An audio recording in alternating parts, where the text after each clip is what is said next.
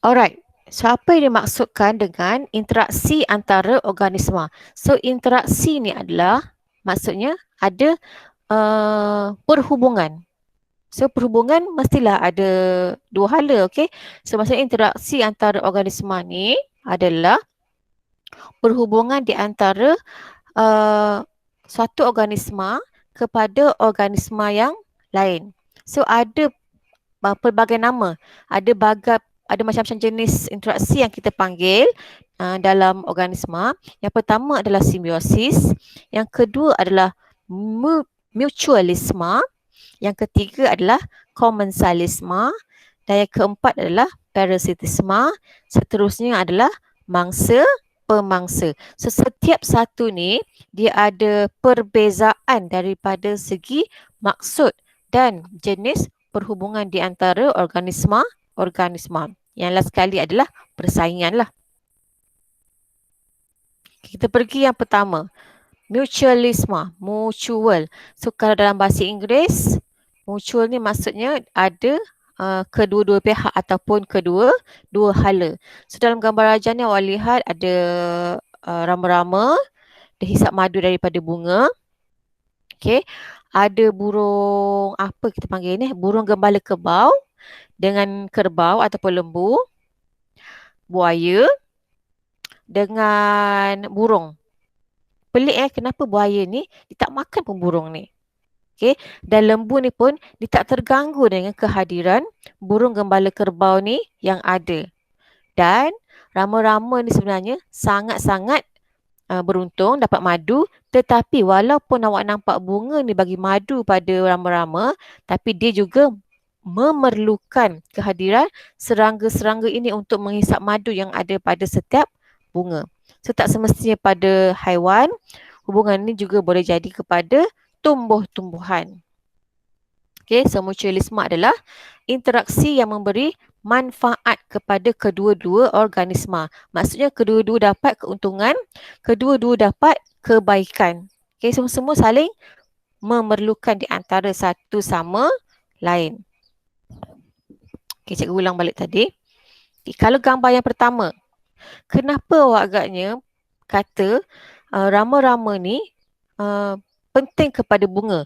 Bunga ni penting kepada rama-rama. Kenapa? Untuk gambar rajah pertama, siapa yang boleh bagi pendapat?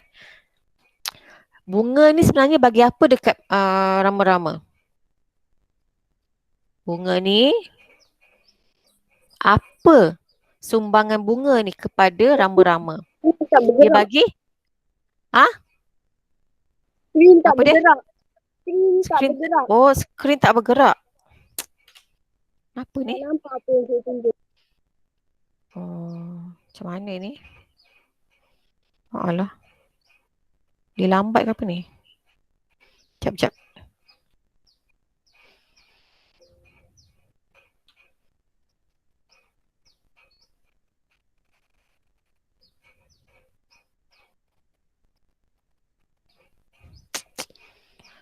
Asal tak ada perubahan ni? Dah cikgu. Dekat mutualisme kan? Ada. Tapi dia tak nampak full screen Kan? Awak masih nampak slide yang tepi-tepi tu. Tapi tak nampak full screen.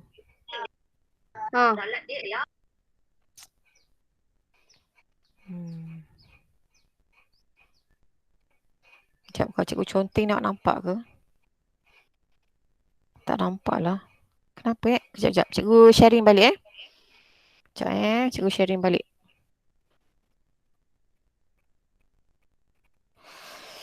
Masalah teknikal.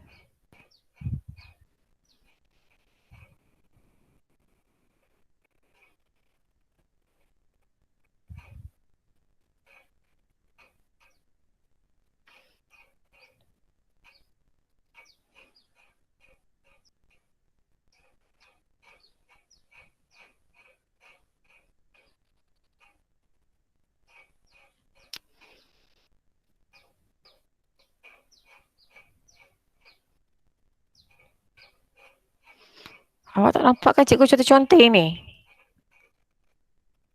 Tak nampak.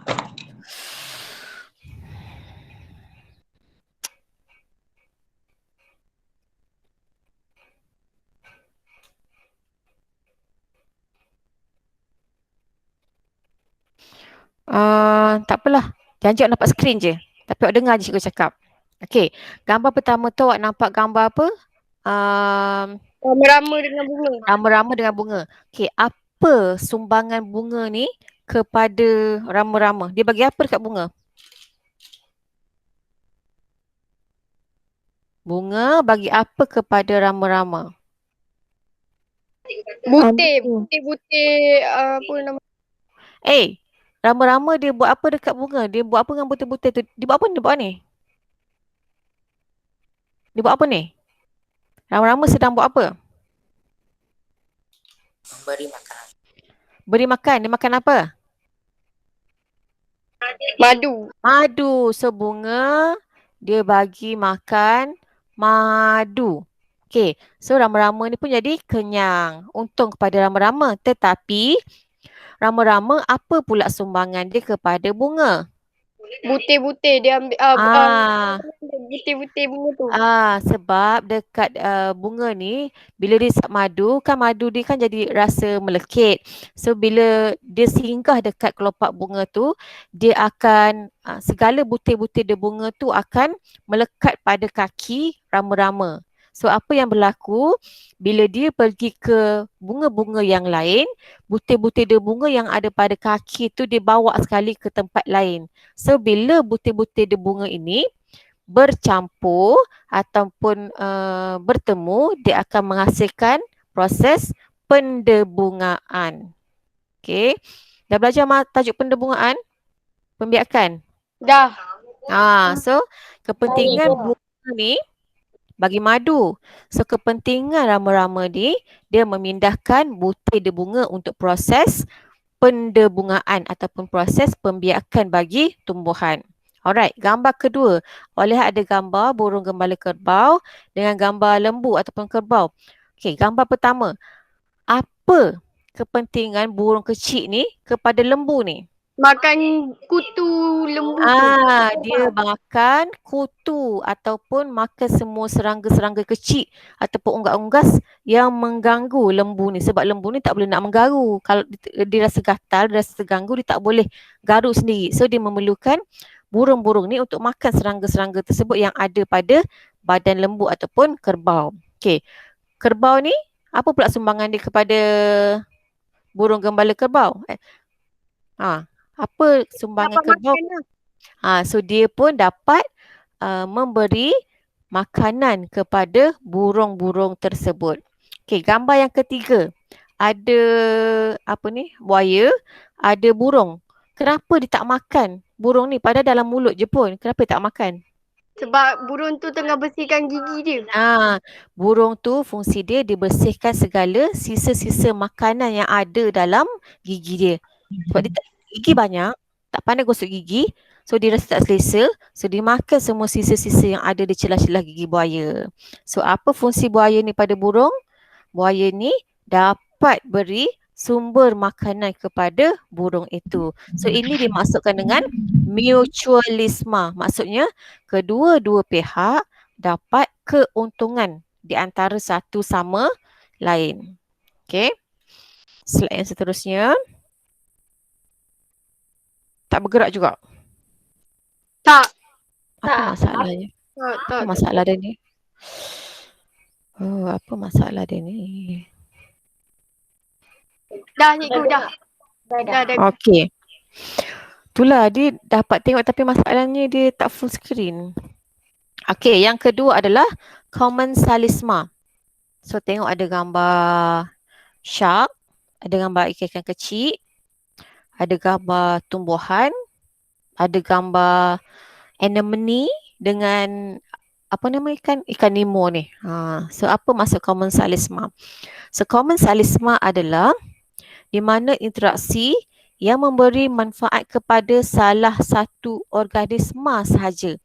Okay, dia sedekah dekat tumbuhan lain, dia sedekah dekat haiwan lain, tapi diri dia tak bagi sebarang efek ataupun sebarang kemudaratan. Okay, dia cuma satu pihak sahaja. Okay, dia cuma memberi keuntungan atau kepentingan kepada satu pihak, tetapi satu pihak lagi tidak merasa apa-apa kemudaratan. Okey, contoh yang pertama. Gambar yang pertama awak lihat gambar ikan hiu. Okey, dengan ikan-ikan yang ada. Biasanya ikan kat bawah ni kita panggil ikan remora lah. Dia memang sentiasa follow je ikan hiu ni. Okey, apa fungsi siapa yang beri keuntungan kepada siapa sebenarnya dalam gambar raja yang pertama? Gambar raja shark ni. Shark ni beri keuntungan dekat ikan Rimio lah. Remora. Dia bagi keuntungan macam mana?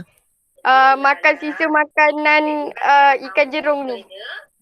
Dia bagi makanan kepada ikan remora ni. Okey, sebab ikan jerung ni dia makan. Bila dia makan dia adalah sisa-sisa dia yang melekat dekat mana-mana badan ni. So, ikan kecil ni dia akan makan segala sisa yang ada daripada ikan jerung yang besar. Okay, so yang ni kenyang. Tapi jerung besar ni, ikan hiu besar ni, dia tak rasa apa-apa pun. Dia tak rasa menyusahkan. Dia tak rasa apa. Maksudnya dia tak rasa diri dia memudaratkan hasil daripada ikan yang ada. Okay, gambar yang kedua. Gambar pokok paku pakis. Paku pakis langsui nama dia. Okay. Dia hidup biasanya menumpang celah-celah daun pokok. So siapa yang untung sebenarnya kat sini? Pokok ni paku pakis. Paku pakis Ya.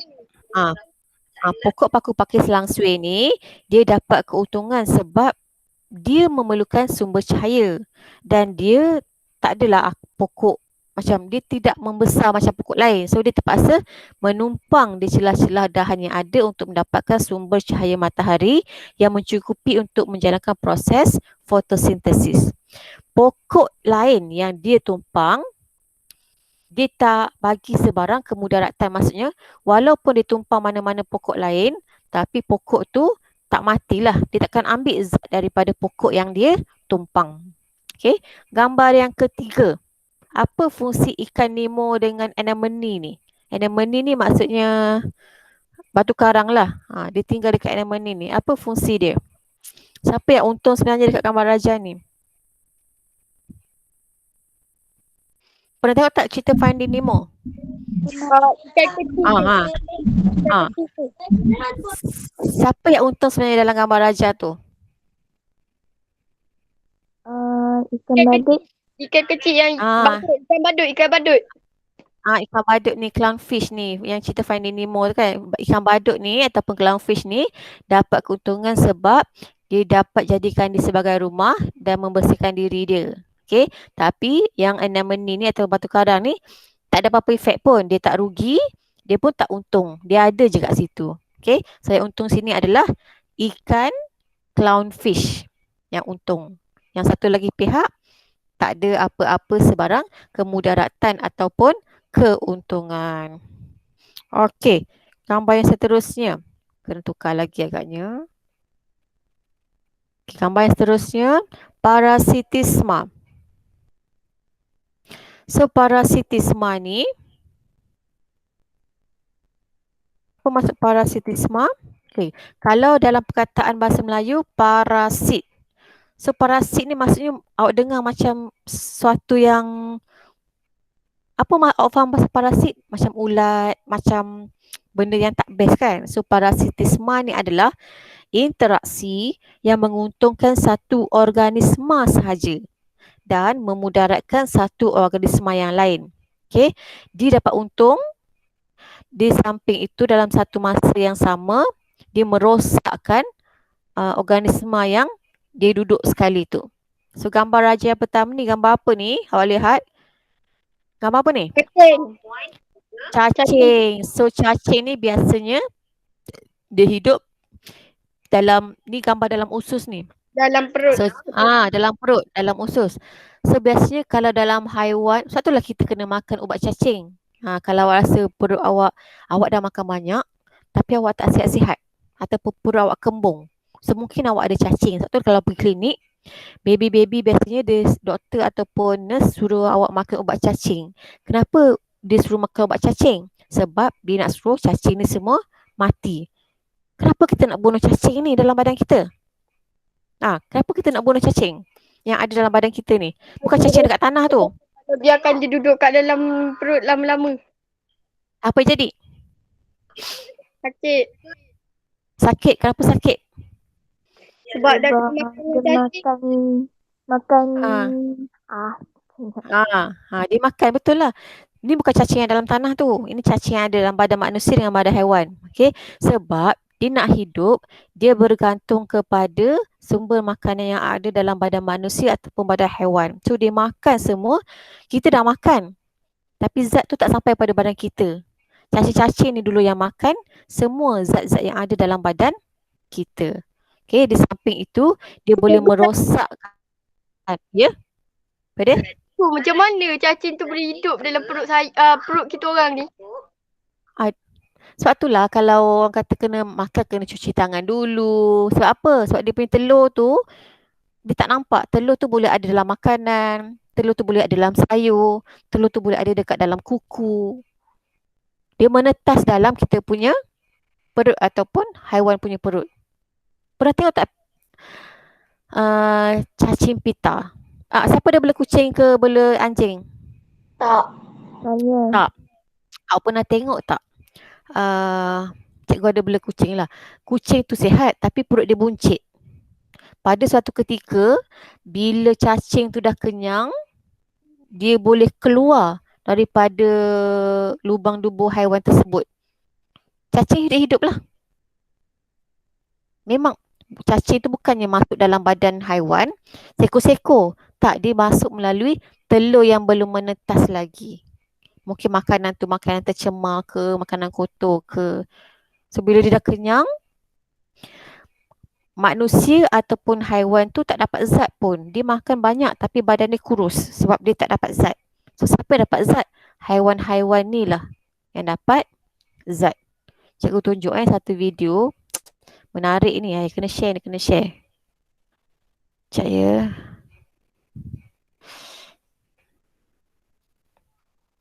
Tak apa, sambil-sambil ni kita tengok video dulu.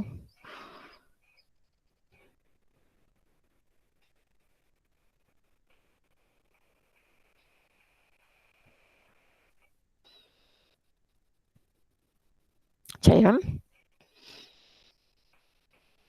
Kalau dalam bahasa Inggeris kita panggil tapeworm. Dan dia boleh tak semestinya dalam perut. Cacing pun boleh masuk sampai ke otak. Dia boleh rosakkan semua organ-organ yang ada dalam badan manusia.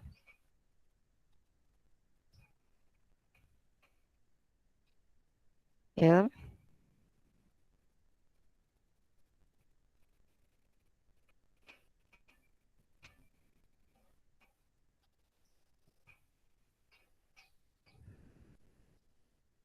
Tapeworm. Tengok yang kucing dululah. Ni. Geli ke tak geli tengok. Tu cacing tu hidup. Bukan spaghetti. Nampak?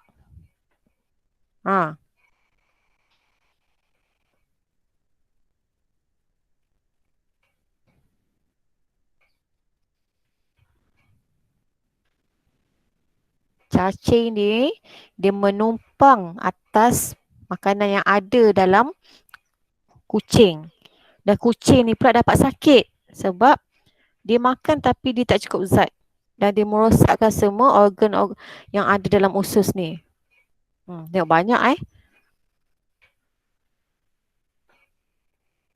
Tu kalau kucing.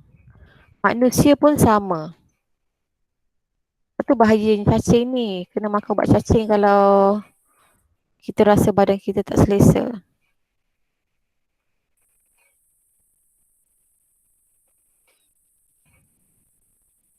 Biasanya tanda-tanda kalau awak kena jangkitan cacing, awak rasa geli-geli, rasa gatal dekat punggung. Tu tanda ni lah. Tanda ada cacing dekat area situ.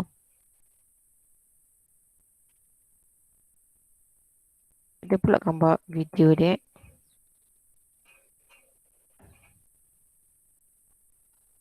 Okay. Ni cacing-cacing yang ada dalam badan manusia lah ni.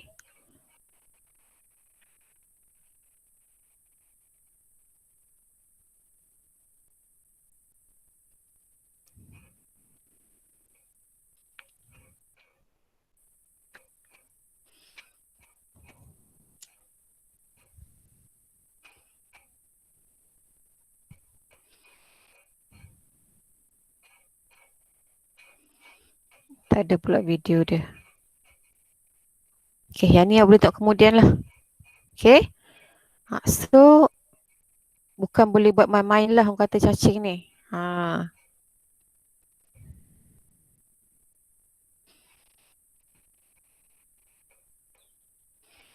Okay.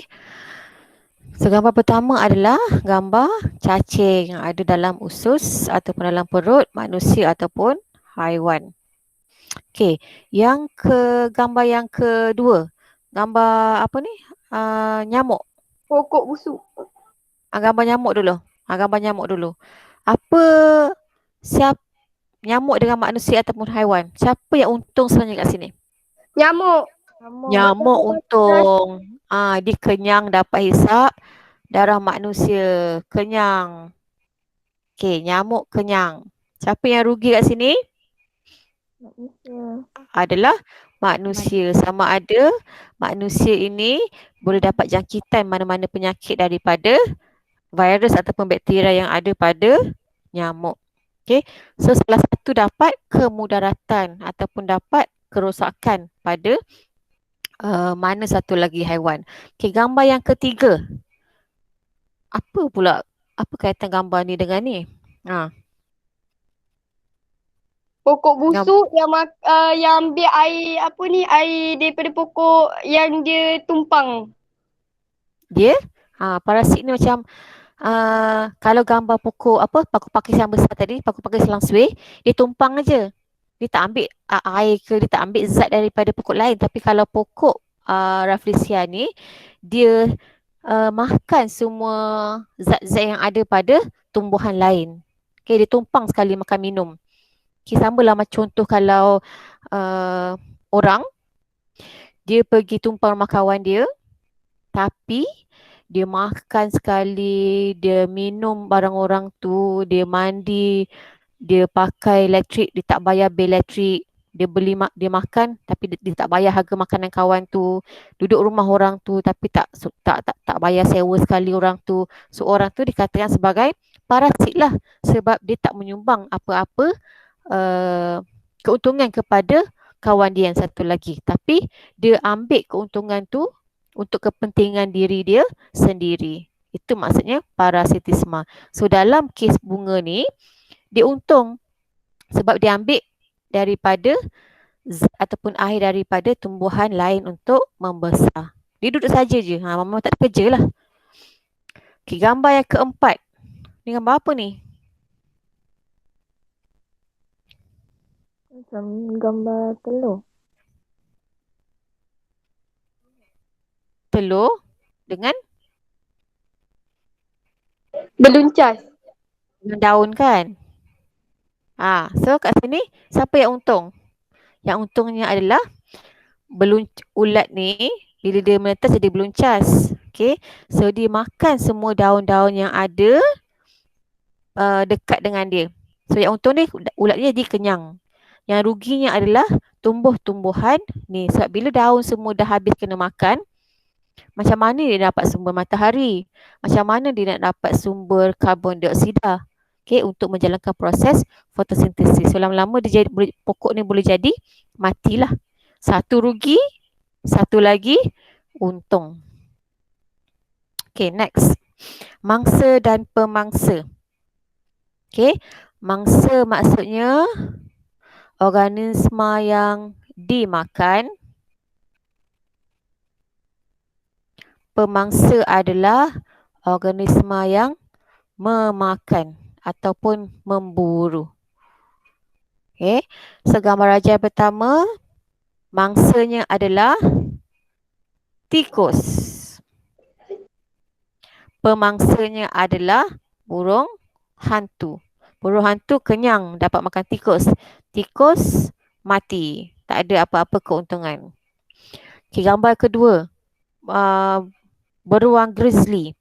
Beruang grizzly ni adalah pemangsa. Ikan mangsa. Ikan adalah mangsa. Beruang makan ikan. Gambar yang ketiga. Singa adalah Singa. pemangsa. Haiwan lain adalah mangsa. Siapa yang untung? Singa untung. Yang ni selamat. Mati. Okay, dia mana maksudnya? Interaksi yang melibatkan satu organisma makan organisma yang lain. Tu je penerangan dia. Okay, yang seterusnya. Persaingan. Persaingan ni macam kita sentiasa nak lebih daripada orang lain. Okay, kita tak duduk sajalah. Kita mesti nak lebih daripada orang lain. So, apa maksud persaingan? Kalau manusia biasanya nak bersaing daripada markah yang lebih tinggi. Kalau orang yang dah bekerja mungkin dia nak bersaing daripada mempunyai kereta. Siapa yang mempunyai kereta yang lebih besar? Kalau perempuan mungkin dia bersaing daripada segi siapa yang lagi cantik, siapa yang lagi lawa, kulit siapa yang lagi putih. So bersaing maksudnya dia nak sentiasa lebih daripada organisma yang lain. Okay. Kalau tumbuhan dia bersaing daripada segi untuk mendapatkan cahaya matahari yang lebih. Haiwan dia nak mendapatkan pasangan. So gambar yang ni awak lihat dia berebutlah jantan dengan jantan. Dia nak berebut untuk dapatkan singa yang betina. So dia kena bersaing lah. Cara dia bersaing berbeza ikut haiwan-haiwan yang lain. Mungkin ada yang ni dia bergaduh. Mungkin kalau cara burung dia bunyikan suara dia dengan lebih kuat. So dia mempunyai cara yang berbeza. Tapi motif dia tetap sama untuk mendapatkan sesuatu yang lebih baik untuk diri dia. Sama ada daripada segi pasangan ataupun dia bersaing untuk mendapatkan makanan yang lebih besar. Kalau tumbuhan dia bersaing untuk mendapatkan cahaya matahari. Macam mana dia bersaing sebab pokok dia tak bergerak. So bila awak tengok dekat hutan-hutan, kenapa pokok ni dia ada yang lebih tinggi, ada yang rendah. Okay, so pokok yang lebih tinggi dalam hutan maksudnya dia lebih memerlukan cahaya yang lebih banyak untuk mendapatkan sumber cahaya matahari menjalankan proses fotosintesis. Pokok yang kecil-kecil ni yang tak banyak sangat nak makan, dia berada di bahagian bawah. Kejap telefon. Okay, so itu maksudnya bersaing. Dia kena berebut di antara satu sama lain untuk mendapatkan sesuatu yang lebih baik. Okay. So, semua yang awak belajar tadi bersaing, mangsa pemangsa, komensalisme, parasitisme. Okay, semua ni mesti kita boleh kawal sebenarnya macam mana nak mengurangkan, macam mana nak lebihkan setiap populasi yang ada dalam komuniti supaya ekosistem kita menjadi sesuatu ekosistem yang seimbang.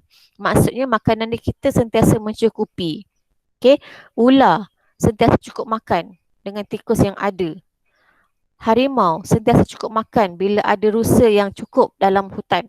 So ini semua memerlukan kawalan biologi. So kawalan biologi maksudnya dia melibatkan kaedah secara semula jadi. Dia tak memerlukan racun serangga. Dia tak memerlukan tumbuhan tak memerlukan pemburu haram.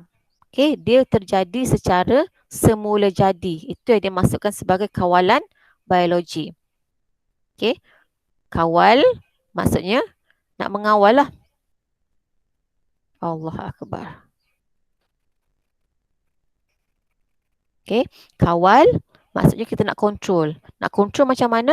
Kita nak kontrol secara semula jadi. Supaya kedua-dua pihak sentiasa cukup supaya kita punya ekosistem adalah seimbang. Okay, contoh kat sini. Pemangsa yang digunakan akan memakan haiwan iaitu haiwan perosak. Okay, kalau awak tengok dekat dalam ladang-ladang kelapa sawit, sebenarnya Ular ni amat penting dalam ladang-ladang kelapa sawit yang disediakan ataupun dalam sawah-sawah padi yang ada. Sebab fungsinya dia boleh makan tikus yang ada dalam sawah padi, dalam ladang kelapa sawit, menyebabkan populasi tikus ni semakin berkurangan. Tikus ni dia membiak dengan cepat dan sangat banyak. So kalau dia membiak dengan banyak dan cepat, tikus ni buat apa? Tikus ni dia akan merosakkan tumbuh-tumbuhan yang ada dalam kebun dan juga tanaman manusia. Kita tak nak lah kan? So ini datangnya fungsi ular yang ada. So ular ni sebenarnya kegunaan dia supaya dapat makan tikus-tikus yang ada ni dengan lebih banyak. Maksudnya ada tikus dekat sawah padi, kita tak payah nak pakai racun, kita cuma bela ular je. Konon-konon lah kita bela ular supaya ular tu dapat makan tikus-tikus yang ada dalam sawah padi.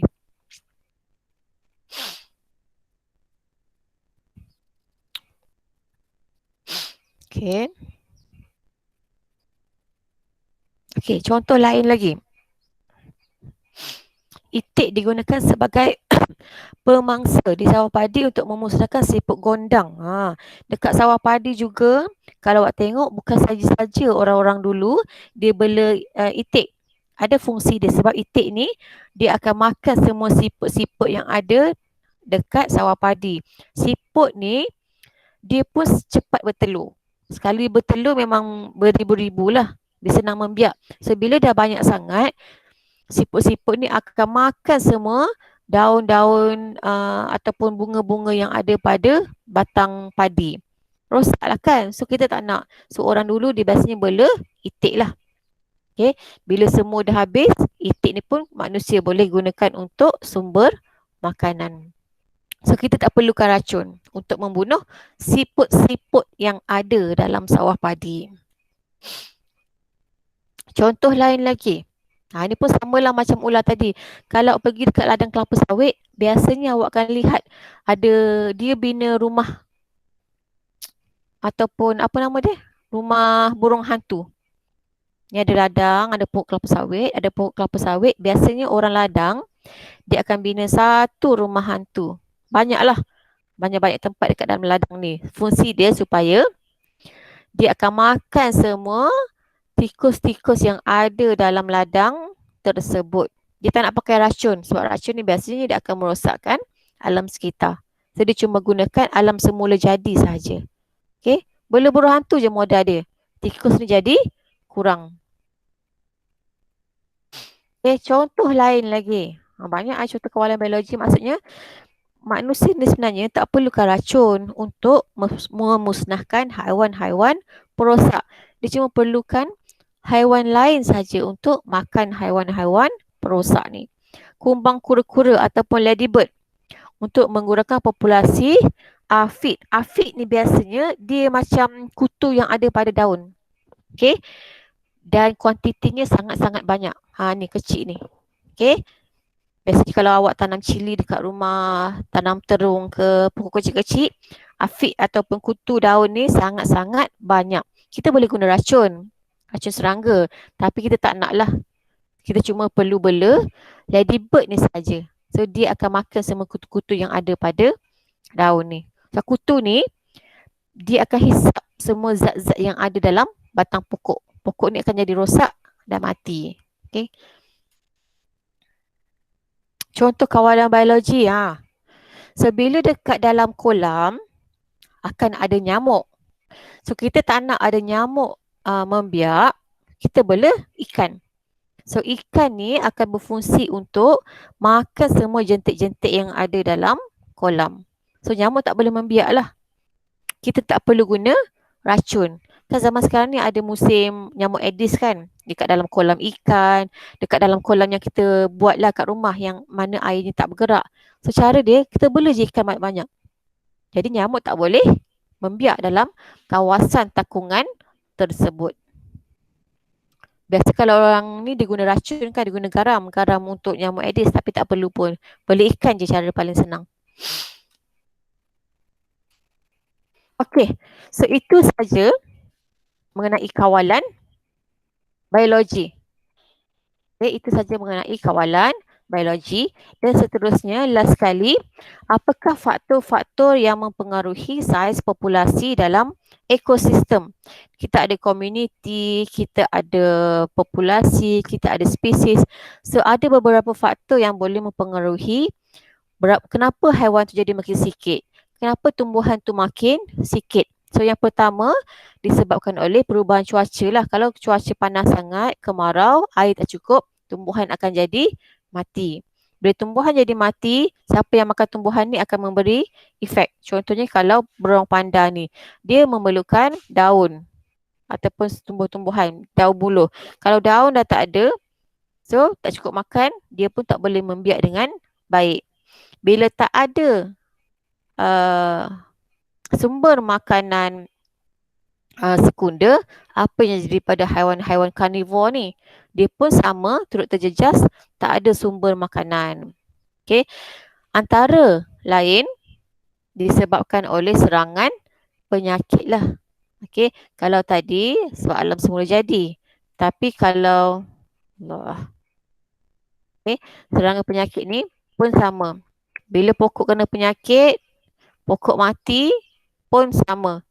Okay, tumbuhan yang makan daun-daun ni akan turut terjejas. Okay. Bukan setakat yang daripada bawah ni je, yang atas pun sama. Kalau semakin banyak rimau ataupun singa dekat dalam satu kawasan dalam hutan, terlampau banyak sangat. Apa yang jadi pada haiwan-haiwan yang ada? Pada rusa, pada kambing, pada ni. Jadi semakin berkurang. So maksudnya kat sini, setiap faktor-faktor tersebut ni saling mempengaruhi saiz populasi dalam ekosistem. Sama ada dia semakin berkurang atau semakin bertambah. Makin banyak harimau, makin kuranglah populasi rusa.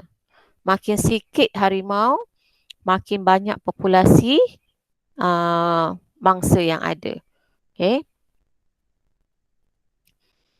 Serangan penyakit, okay, bukan saja pada tumbuhan, haiwan pun sama. Bila dah sakit, mati, jadi populasi itu semakin berkurang. Okay, kehadiran pemangsa, sumber makanan yang terhad disebabkan oleh penebangan hutan ataupun pemburu haram, perubahan cuaca, pokok semua mati. So semua ni sebenarnya manusia memainkan peranan dalam mengekalkan keseimbangan alam. So yang pertama, aktiviti yang pertama, kalau ada penebangan hutan. So apa kesan dia? Suhu jadi akan semakin meningkat. Banyak spesies haiwan dan tumbuhan akan jadi terancam. So macam mana kita kena buat? Kita kena adakan tindakan undang-undang yang lebih ketat bagi mengurangkan kegiatan pembalakan haram. Okay. Selain daripada tu, kita tanam balik pokok. Sama ada pokok bakau, pokok hutan. Kita tanam balik pun yang dah ditebang. Okay. Untuk aktiviti pertanian, disebabkan oleh penggunaan racun-racun serangga seperti pestisida menyebabkan pencemaran air, udara dan tanah. Sebila semua ni dah masuk dalam tanah, dia menyebabkan tanah tu sendiri dah hilang sumber mineral ataupun tanah tu sendiri dah kurang dia punya baja secara semula jadi. So cara kita nak buat untuk bahagian pertanian, kalau boleh jangan gunakan ataupun kurangkan penggunaan pestisida ataupun racun serangga. So kalau tak ada racun serangga, kita nak buat apa? Kita guna balik kepada kaedah semula jadi dengan menggunakan kaedah kawalan biologi. Okay. Tak perlu gunakan racun untuk menghapuskan tikus. Kita cuma bela ular je. Bela ular ataupun bela burung hantu. Okay. Tak perlu guna racun serangga untuk matikan kutu pada daun. Kita bela ladybird.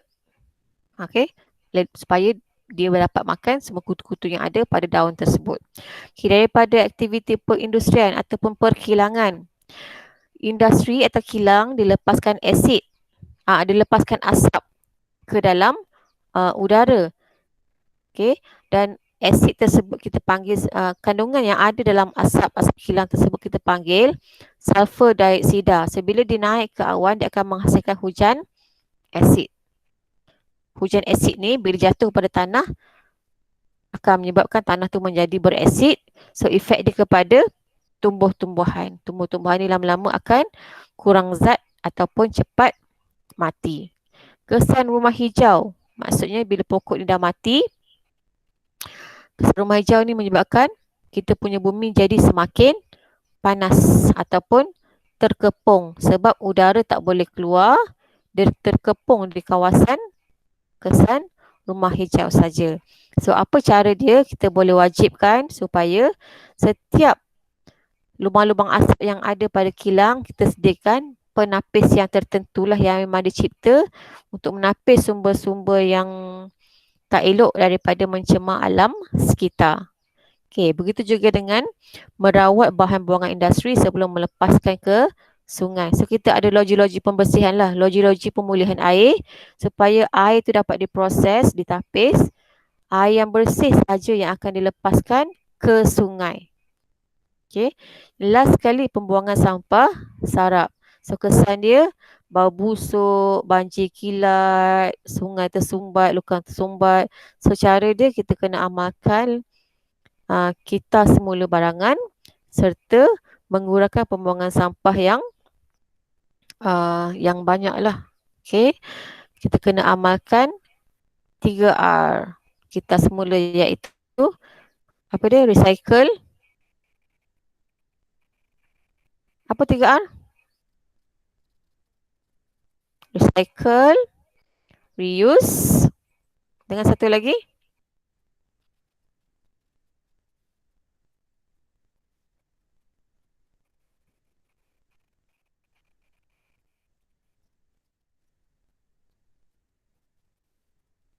satu lagi apa dia? 3R. Recycle, reuse dengan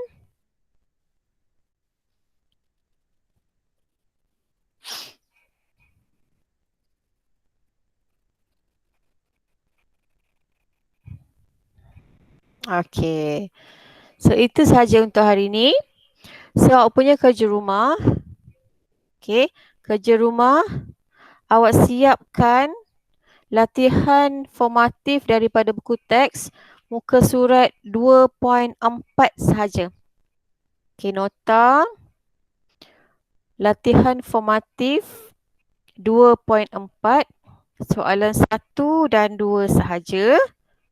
Okey, untuk nota macam biasa buat nota peta minda mengenai interaksi antara organisma. Okey, serta faktor-faktor yang mempengaruhi saiz populasi. Buat dalam bentuk peta buih sahaja. Daripada muka surat 37 sampai 38. Okey, buat bentuk peta buih, buat point. Yang pertama, apakah faktor-faktor yang mempengaruhi saiz populasi? Yang kedua, apakah perubahan dalam ekosistem? Okey, kalau ada apa soalan? Cikgu kerja sekolah cikgu hantar dekat WhatsApp boleh? Ada cikgu dah bagi dalam WhatsApp. Nanti cikgu update lah. Okey. Ada apa soalan lagi setakat ni? Ya? Ha? Latihan 2.4 tu. Ya. Nombor 3 tak payah buat 2.3 sebab kita dah buat latihan dekat live worksheet yang kita bincang tadi. So dia benda yang sama je. So terus buat latihan formatif 2.4. Okey, ada soalan lagi?